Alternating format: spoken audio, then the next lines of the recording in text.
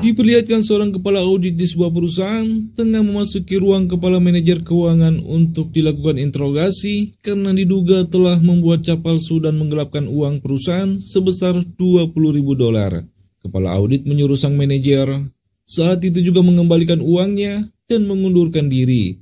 Namun sang manajer membantah semua tuduhan, bahkan sang manajer mempertanyakan mengapa perusahaan memperlakukannya seperti itu. Padahal ia telah bekerja selama 20 tahun. Hingga kepala audit memperlihatkan bukti cap perusahaan yang dibuang beserta rekening bank palsu yang dibuat oleh sang manajer. Membuat sang manajer tidak bisa lagi berkutik dan akhirnya mengakui perbuatannya. Namun dalam pengakuannya, uang itu ia gunakan untuk pengobatan dirinya dan rencananya akan ia ganti dalam kurun waktu 1 bulan.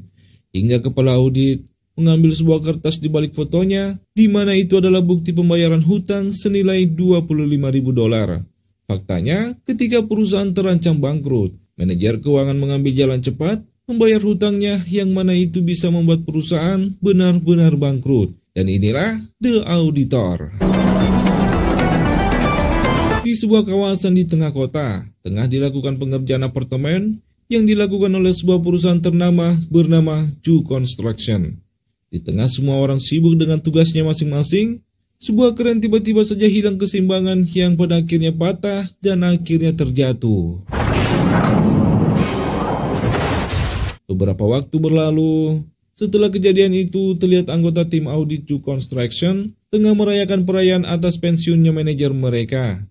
Tidak hanya anggota tim audit, seorang mandor bernama Mandorbai juga terlihat tiba di sana untuk ikut dalam perayaan itu. Hingga ketika akan pulang, Mandorbai terlihat memberikan sebuah sepatu kepada salah seorang tim audit yang bernama Go Hansu. Rekan Hansu yang bernama Yon Seon Jin yang mempunyai kepribadian tegas dalam hal apapun menegurnya karena seharusnya anggota tim audit tidak boleh menerima hadiah apapun dari orang lain. Namun Hansu yang memang sangat polos menganggap jika itu hanyalah sekedar pemberian karena Mandorbai adalah orang yang baik. Tidak ingin menjadikan itu masalah, Yon Seon saat itu juga pergi bahkan menolak menggunakan uang perusahaan untuk membayar ongkos taksinya. 저희 진행비 남았어요. 이건 야근하다 늦었. 조심히 들어가세요. 1 bulan setelah kejadian kecelakaan kerja di Ju Construction, terlihat Presiden Ju Construction bernama Si Wong tengah menjenguk sang kakak yang bernama Gun Won yang saat itu sedang koma. Hingga ketika keluar dari rumah sakit, salah seorang pekerja yang mendapatkan cedera akibat dari kecelakaan keren tempo hari mengajukan protes karena belum mendapatkan kompensasi.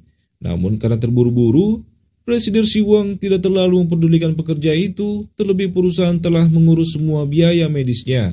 Sementara di perusahaan Ju Construction, di tengah kosongnya posisi manajer audit, salah seorang anggota tim audit yang bernama Yom terlihat kesal karena sudah sebulan perusahaan belum juga menunjuk manajer baru, di mana ia merasa ialah yang lebih pantas menjadi manajer audit. Untuk menenangkan kegelisahan Yom, rekan audit yang lainnya mengajak Yom makan siang di kantin perusahaan. Namun makanan yang hambar, porsi yang sedikit membuat salah seorang karyawan protes karena sejatinya gaji mereka dipotong cukup besar untuk makanan itu. Hansu dengan polosnya menenangkan pria itu. Namun tiba-tiba seseorang menyelah dan menyalahkan tim audit yang tidak bisa membaca situasi di mana ia meyakini bahwa telah terjadi penggelapan dana di perusahaan itu. 주위 사람들도 무능한 겁니다. Ya, dia adalah Shin, seorang auditor berpengalaman yang tujuan kedatangan ia di sana untuk sebuah interview sebagai manajer audit. Tidak tanggung-tanggung, Shin diinterview oleh Presiden Si Wong, Direktur Pelaksana SEO, dan manajer personalia Pak Yang. Di sana Shin dipertanyakan tentang kompetensi dirinya menjadi kepala audit. Dan dengan tegas dan tanpa berbasa-basi, Shin mengungkapkan semua kasus-kasus besar yang pernah ia tangani dalam menangkap tikus-tikus busuk di dalam perusahaan. Yang mungkin saja itu ada dalam perusahaan Ju Construction. Mengingat Ju Construction saat ini mengalami kemunduran.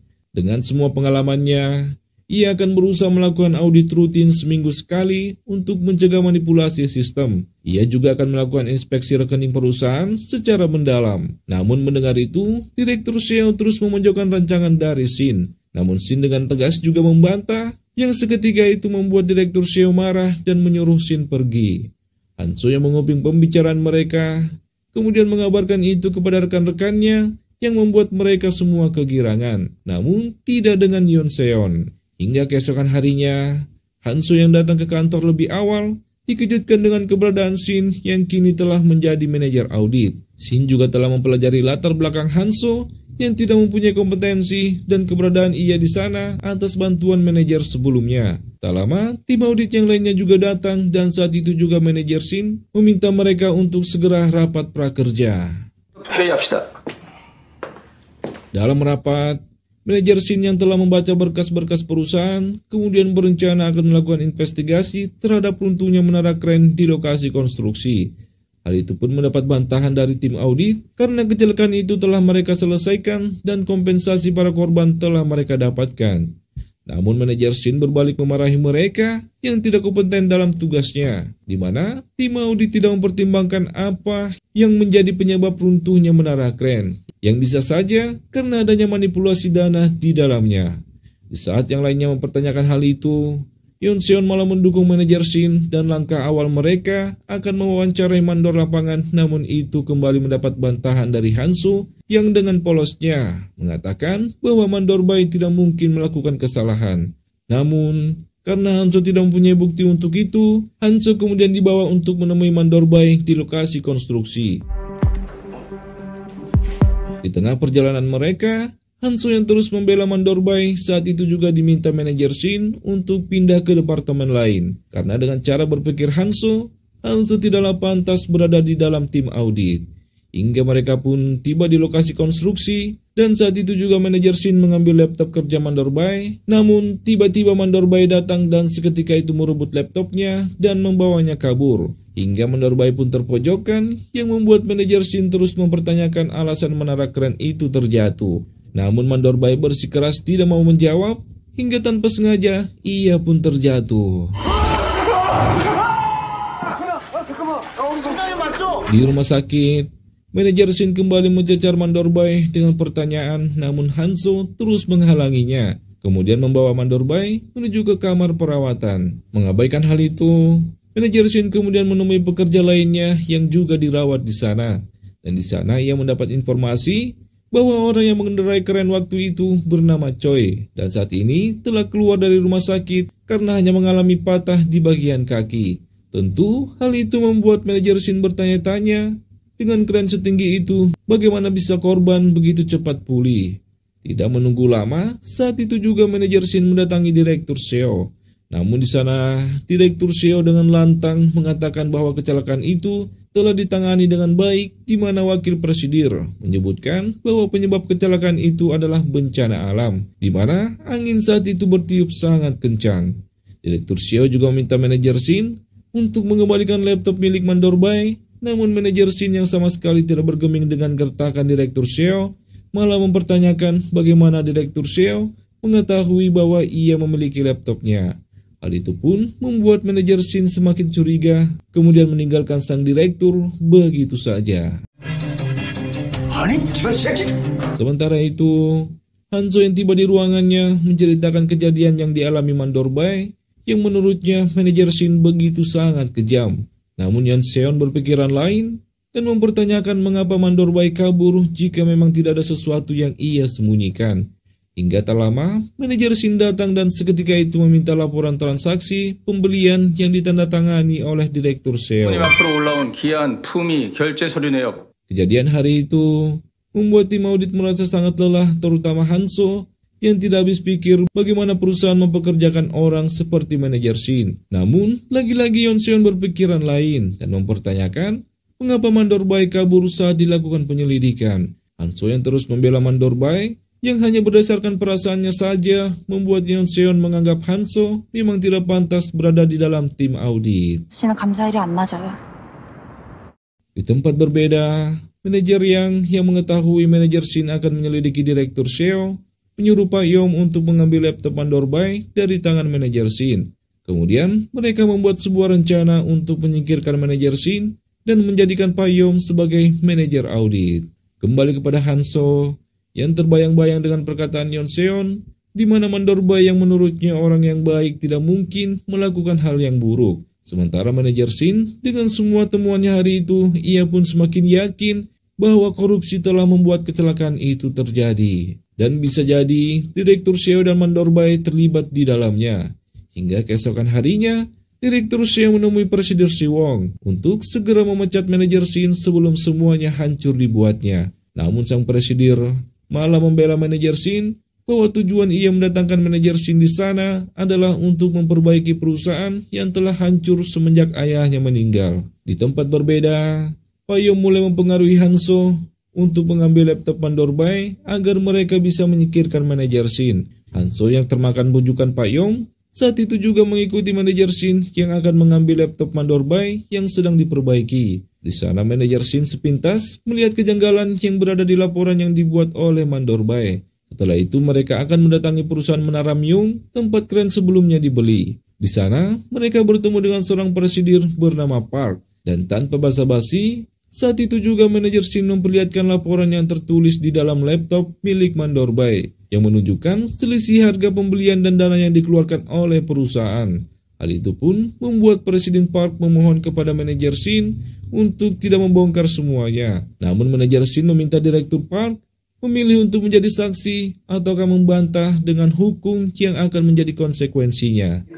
두 가지 선택사항밖에 없습니다. Hingga saat akan pulang, manajer Shin melihat bekas kren yang mengalami kecelakaan, terdapat noda merah di bagian kepala kursi pengemudinya. Yang itu berarti korban tidak hanya mengalami luka pada bagian kaki. Hingga dalam perjalanan pulangnya, Hanso terus saja memandangi laptop milik Mandor Bay. Namun tak lama sekelompok preman menghadang mereka, di mana mereka berusaha mengambil laptop Mandor Bay. Manajer Shin sempat melakukan perlawanan dengan sebuah pistol yang ternyata berisikan gas air mata. Namun banyaknya preman pada akhirnya membuat manajer Shin berhasil dilumpuhkan. Dan di tengah ketidaksadarannya, sekilas ia melihat seseorang mengambil laptop milik Mandor Bay. Dalam tidak sadarnya, manajer Shin membayangkan kejadian saat ayahnya tewas, tertimpa bangunan yang rubuh akibat banyaknya praktek korupsi yang terjadi di dalamnya. Hingga saat tersadar, manajer Shin mengambil alih kemudi dan menurunkan Hanso di tengah jalan. Kemudian kembali ke tempat kejadian, namun bersamaan dengan itu, ia mendapat telepon dari Yeon Seon yang mengabarkan bahwa Mandor Bay telah kabur dari rumah sakit. Saat itu juga manajer Shin mendatangi Direktur Seo dan mengungkap kejahatan yang dilakukan Direktur Seo, di mana Direktur Seo dicurigai telah memanipulasi harga pembelian kren yang sudah usang dari perusahaan Menara Myung, sehingga menara kren itu pun rubuh saat digunakan. Tidak hanya itu, ia meyakini bahwa seseorang telah menyembunyikan pengemudi kren yang terluka akibat insiden itu. Hingga tak lama, dari kejauhan seseorang datang mengemudi secara ugal-ugalan, yang mana ternyata itu adalah wakil presidir yang bernama Dae Wong, yang adalah adik tiri dari Si Wong.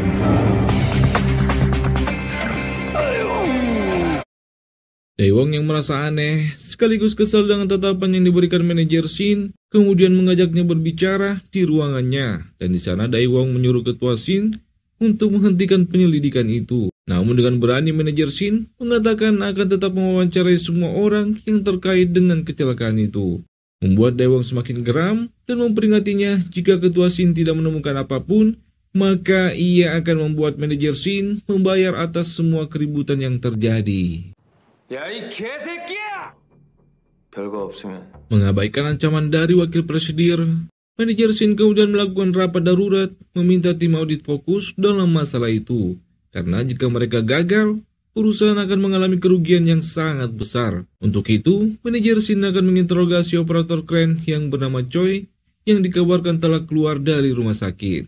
Namun, hal itu membuatnya janggal di mana melihat tingginya kren itu terjatuh, mustahil jika Pak Choi mengalami cedera ringan. Di sisi lain, kita akan diperlihatkan hubungan yang tidak akur antara Presiden Sewong dengan Dae Wong yang terlihat ingin saling menjatuhkan. Sementara Direktur Bay dan manajer yang terlihat kebingungan siapakah yang telah mengambil laptop milik Mandor Bay karena mereka juga tidak memilikinya. Begitu juga dengan Hanso yang ditanyai manajer Shin tentang laptop itu, namun Hanso juga tidak mengetahuinya. Setelah itu mereka menemui Pak Choi dan di sana Pak Choi membenarkan bahwa kejadian itu disebabkan oleh angin yang bertiup sangat kencang. Namun manajer Shin tentu saja tidak percaya begitu saja. Hanso yang terus saja membela Mandor Bay kemudian diperintahkan pulang oleh manajer Shin. Namun bukannya pulang, Hanso saat itu pergi ke kediaman anak dari Mandorbay yang mungkin saja mengetahui keberadaan Mandorbay. Namun kenyataannya, sang anak juga tidak mengetahui keberadaan ayahnya. Bahkan ia sengaja tidak menemui sang ayah karena ingin memberikan kejutan kepada sang ayah bahwa ia telah hamil. Tidak menemukan petunjuk, Hanso akhirnya pergi ke sebuah lokal penyimpanan dan ternyata yang mengambil laptop Mandorbay adalah Hanso. Perlahan-lahan, Hanso mulai mengecek isi di dalam laptop itu dan ia pun semakin dibuat terkejut. Ternyata kecurigaan manajer Shin selama ini benar adanya, di mana terdapat perbedaan harga penjualan dan dana yang dibayarkan oleh perusahaan. Mengetahui itu, Hanso berniat mengembalikan laptop itu di meja kerja manajer Shin. Namun, tiba-tiba wakil presidir Daeyong datang dan seketika itu membawa laptop itu pergi. Hanso yang panik kemudian menghubungi manajer Shin dan mengatakan bahwa laptop Mandorbay kini dibawa oleh wakil presidir Daeyong. Manajer Shin yang saat itu masih di parkiran saat itu juga mengikuti Daeyong dan akhirnya mereka pun bertemu di lokasi proyek konstruksi. Manajer Shin saat itu juga meminta kembali laptopnya. Namun Daeyong dengan santainya membakar laptop itu. 나는 대가를 굴린 거지?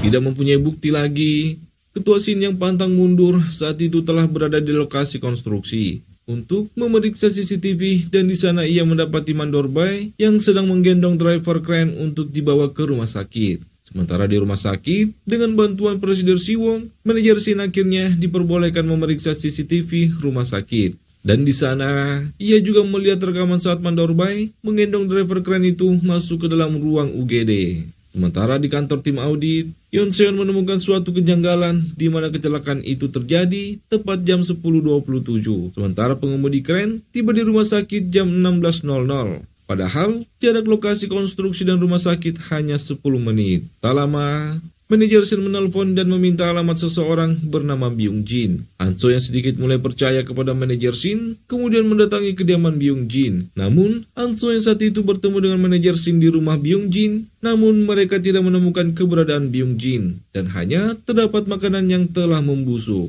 Tidak lama, Yoon Seon mengabarkan bahwa di tanggal kejadian, Mandorbay mendapat 3 surat tilang karena mengemudi di atas kecepatan. Mendapati laporan itu, manajer Shin saat itu mendatangi lokasi tempat di mana kamera polisi menangkap Mandorbay mengemudi mobilnya dengan kecepatan penuh. Dan akhirnya, manajer Shin berhenti tepat di pinggiran danau, tidak jauh dari lokasi kamera polisi itu berada. Dan di sana, manajer Shin menjelaskan dari temuannya melalui CCTV, pekerja yang mengalami kecelakaan ternyata adalah Byung Jin. Sementara pekerja yang dibawa ke rumah sakit adalah Choi. Dan itu berarti Mandorbay telah menukar Byung Jin dengan Choi. Sehingga karena itulah Mandorbay membutuhkan waktu yang lama untuk membawa Choi ke rumah sakit. Bahkan harus memacu mobilnya agar cepat tiba di rumah sakit. Mereka kemudian mendatangi klinik yang tidak jauh dari tempat mereka. Dan benar saja, di sanalah Mandorbay menyembunyikan Byung Jin.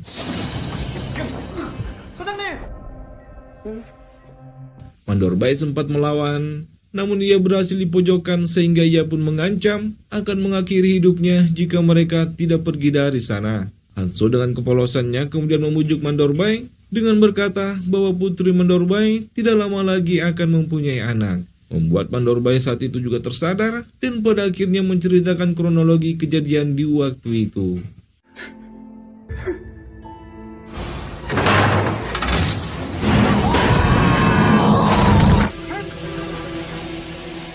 Di mana saat kejadian kecelakaan itu terjadi, Mandorbay yang melapor kepada Direktur Seo bahwa Byung Jin tengah sekarat, menyuruh Mandorbay untuk membuang Byung Jin ke dalam danau. Namun karena ia tidak tega, ia akhirnya membawa Byung Jin ke klinik dekat danau, lalu ia mendatangi Choi memohon bantuannya agar mau menggantikan Byung Jin sebagai korban kecelakaan. Hal itu ia lakukan karena sebelumnya ia diancam oleh Direktur Seo jika ada korban yang meninggal, maka Mandorbay yang akan ditangkap oleh pihak kepolisian. Terlebih Mandorbay sebelumnya telah menerima uang dari Direktur Seo yang membuatnya tidak bisa berkutik dan terpaksa menyembunyikan pembelian keren yang sebenarnya telah rusak. Mandorbay akhirnya ditangkap pihak kepolisian dan Byung Jin dibawa ke rumah sakit untuk mendapat perawatan yang lebih baik.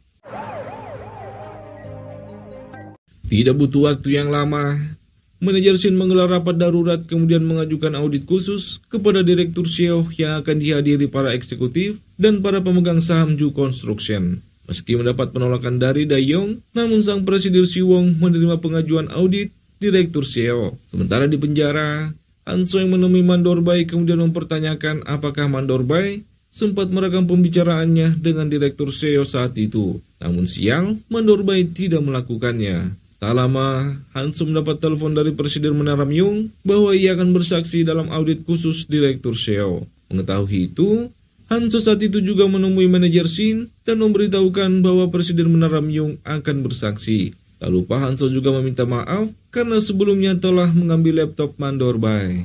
노트북 가져간 거 죄송합니다. 잘못했습니다. 팀장님. Singkatnya, para eksekutif dan pemegang saham akhirnya tiba di Ju Construction. Presiden Menara Myung juga telah berada di sana. Manajer Shin dengan gagah masuk ke dalam ruang sidang dan menggelar proses audit.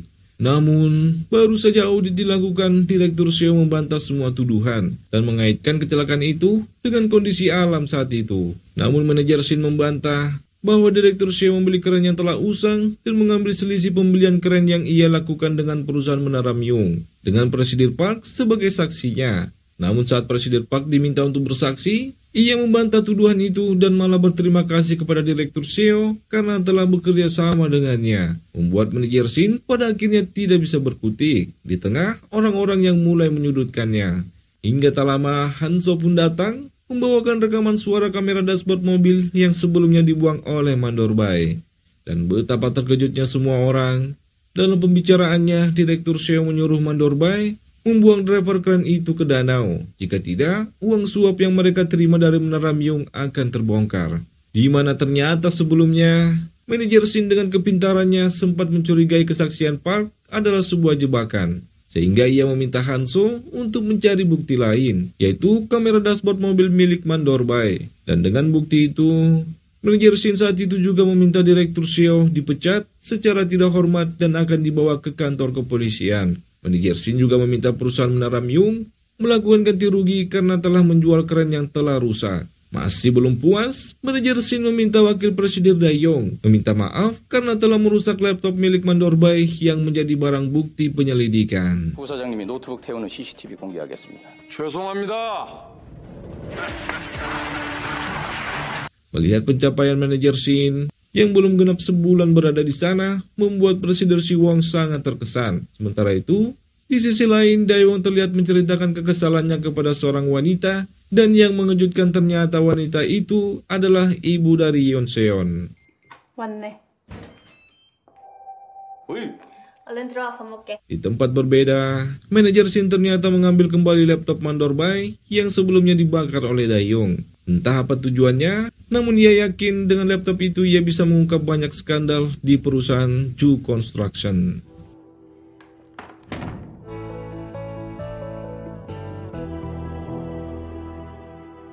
Pagi harinya, manajer Shin telah disambut oleh demo yang dilakukan oleh anggota serikat menuntut perusahaan atas kerugian yang mereka alami. Tidak butuh waktu yang lama, saat itu juga manajer Shin menggelar rapat darurat atas adanya penipuan dan penggelapan yang dilakukan dalam proyek pembangunan umum, yaitu sebuah proyek sosial yang dilakukan oleh perusahaan untuk keluarga yang berpenghasilan rendah.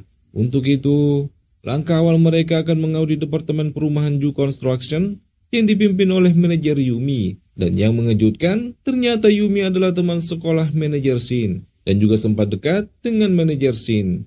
Hal itu pun menjadi bahan gosip dari para anggota tim audit, namun manajer Shin yang tidak peduli dengan itu, saat itu juga menginvestigasi Yumi dan mempertanyakan hilangnya dana proyek dan dugaan kedekatan Yumi dengan perwakilan serikat. Yumi dengan tangisannya mengaku bahwa saat itu perwakilan serikat datang mengajukan proposal yang telah ditandatangani oleh anggota serikat, dan ia hanya menyetujuinya. Namun mengenai penipuan perwakilan serikat, ia sama sekali tidak mengetahuinya. Investigasi itu pun ditunda. Manajer Shin mengembangkan penyelidikannya dengan mendatangi langsung lokasi pengembangan perumahan yang diajukan oleh perwakilan serikat. Hingga tak lama, seorang bapak tua datang menyapa Yoon Seon yang terlihat sangat mengenal dekat Yoon Seon. Kemudian membawa mereka ke rumah perwakilan serikat yang dalam 2 bulan ini tidak pernah pulang. Di sana mereka tidak menemukan apapun, kecuali perlengkapan mendaki sebuah komunitas pendaki bernama Dream Mountain. Bapak tua itu kemudian menunjukkan sebuah rekaman video saat pihak perwakilan serikat mengambil uangnya dari bank. Untuk itu, para anggota serikat curiga bahwa Yumi ikut terlibat, karena uang itu tidak akan mungkin bisa diambil jika tidak ada persetujuan dari Yumi. 인터넷 간 거니까 그 당연한 거 아니요. 말이 되는 거니까 그러죠. Dalam perjalanan pulang, manajer Shin melihat keberadaan Yumi, lalu kemudian menghampirinya, hingga pertemuan mereka pun berhenti di sebuah bar. Namun bukannya mengenang masa lalu, di sana manajer Shin mempertanyakan hubungan Yumi dengan perwakilan serikat dan alasan Yumi mengajukan permohonan pindah ke cabang Florida. Namun Yumi kembali membantah hubungannya dengan perwakilan serikat dan mengenai alasan permohonan ia ke Florida adalah untuk memulai hidup baru setelah bercerai dengan suaminya. Dan ternyata pembicaraan mereka didengar oleh Hansu dan Yeonseon yang sedari tadi mengikuti manajer Shin. 아니, 팀장님이 또 올렸어요. 불법인 것 같은데요. 아니에요. Karena terlalu mabuk, Yumi sempat terjatuh saat akan memasuki apartemennya, yang membuat manajer Shin mau tidak mau harus mengantar Yumi masuk ke dalam apartemennya, dan itu dilihat juga oleh Hanso dan Yeonseon. Namun entah mengapa, Yeonseon memilih untuk pulang terlebih dahulu. Dengan kedekatan itu, manajer Shin sekilas mengingat masa lalunya saat bersama Yumi. 생활하는 게 절상력이 좋고 난 동화같이 살고 싶어서인데. Hingga tak lama, mereka pun tiba di apartemen milik Yumi. Sementara itu, Yeonseon yang tiba di kediamannya terlihat bimbang dengan posisinya, di mana ternyata wakil presiden Daeyong lah yang selama ini telah membantu keluarga mereka hingga seperti saat ini. Namun di samping itu, semua kejanggalan yang terjadi di perusahaan seolah-olah ingin menjatuhkan Daeyong.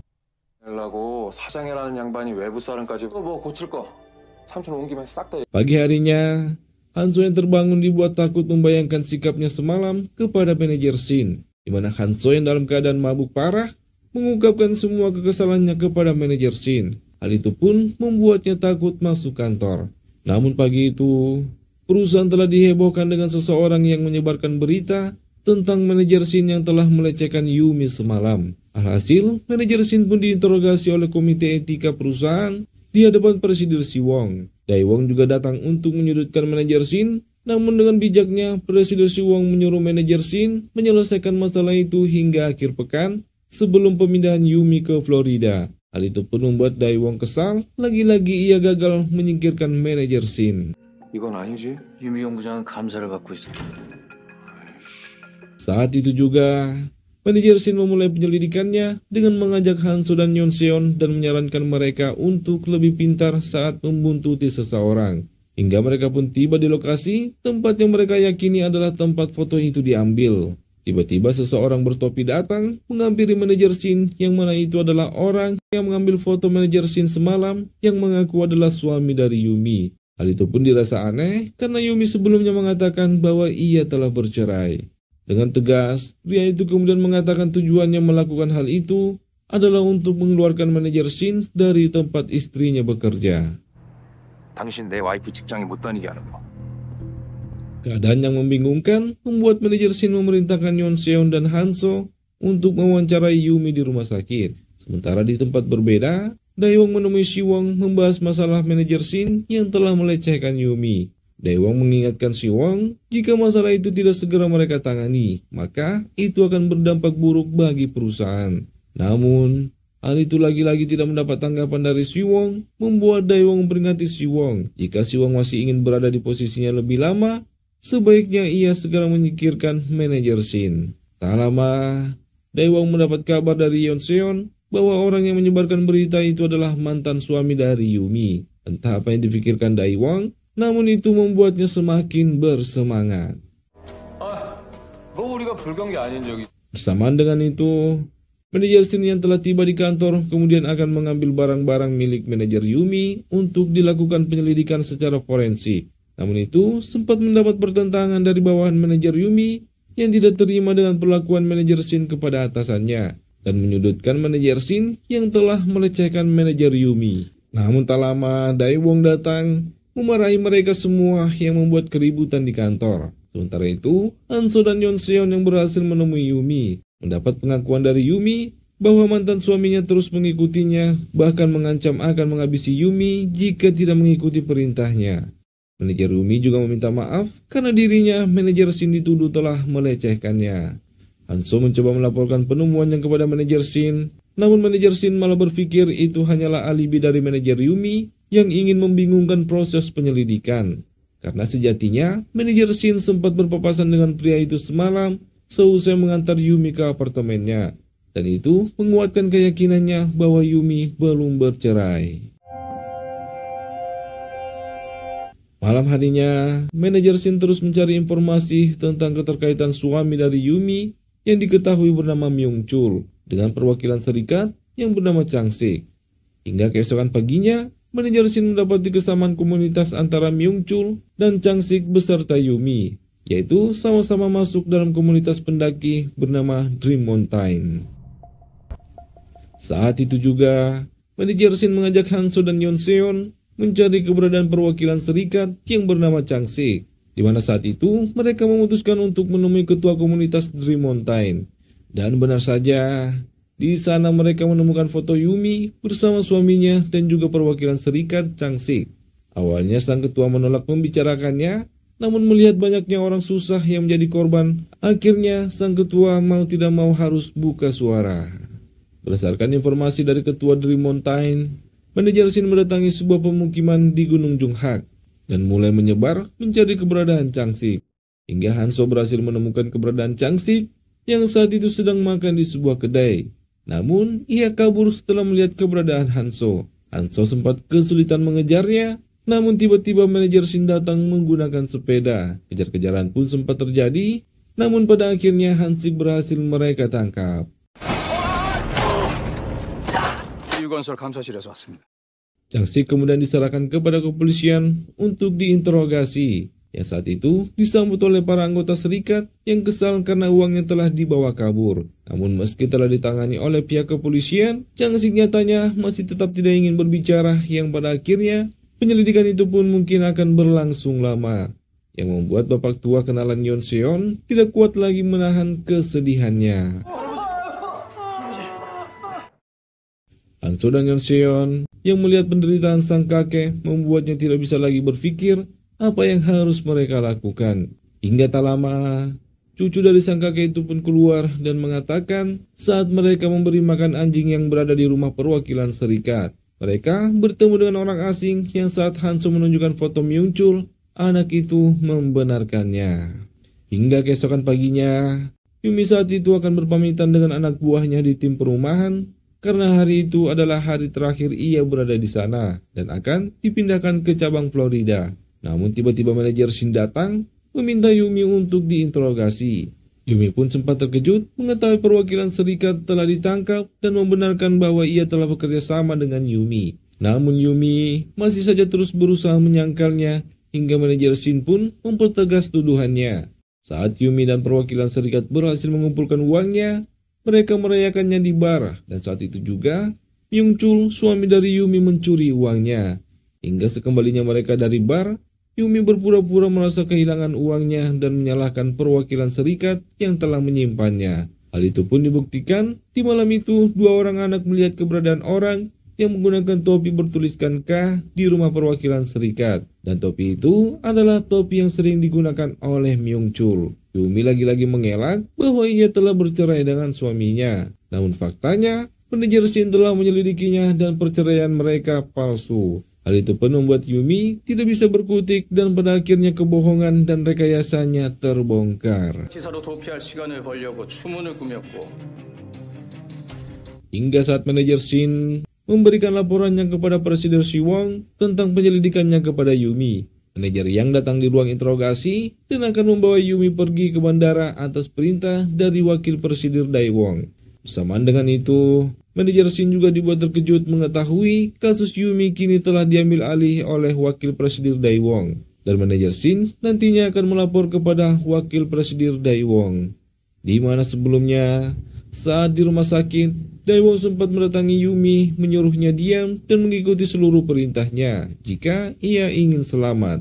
Entah apa maksud dari Daewon, namun sepertinya ia mempunyai rencana tersembunyi kepada manajer Shin. Hingga saat Daewon tanpa sengaja bertemu dengan manajer Shin, Daewon meledek manajer Shin dengan mengatakan Kini segala keputusan manajer Shin ada di tangannya. Namun dengan lantang manajer Shin mengatakan bahwa ia direkrut mempunyai otoritas menyelidiki siapapun. Bahkan manajer Shin tidak takut membantah perintah wakil presidir yang akan membawa Yumi pergi. Dengan menyuruh Hanso mengambil Yumi kembali, dan saat itu Daewon dengan tegas mengatakan bahwa manajer Shin telah dipecat. 너 해고야.